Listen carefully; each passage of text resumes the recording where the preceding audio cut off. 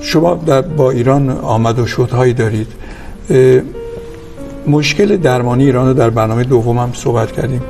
چه راه حلایی براش دارید که برعکس اینجا سوئیس در کنار چنین منظره‌ای در ایران هم هر انسانی حداقل حق درمان داشته باشه، کلیه نفروشه؟ از معذرت میخوام اینو عرض کنم، از ماست که بر ماست. ببینید ما مملکتی داریم 40 برابر سوئیس و اقلاً 100 برابر سوئیس بیشتر ثروت داره. یعنی مملکتی فقیرتر از سوئیس شما پیدا نمی‌کنید. مناظر زیبا داره، آره، ولی فقط یک معدن داره که از اونجا خیلی دور نیست، یک معدن نمک داره فقط.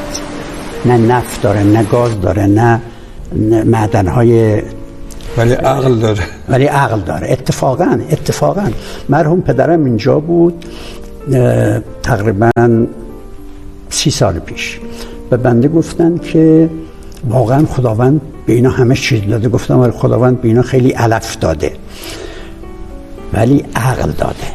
به ما همه چیز از نقطه نظر طبیعی به ما داده، ولی متاسفانه نتونستیم بهره برداری کنیم و بیراه رفتیم. فکر کنم ما مردم باهوشن، شاید دولت‌های قابلی نداشتیم. خب اون آخه ببینید دولت‌ها از مردم برمیخیزن. ببینید مسئله بقیده بنده خیلی عمیق‌تر از این هاست.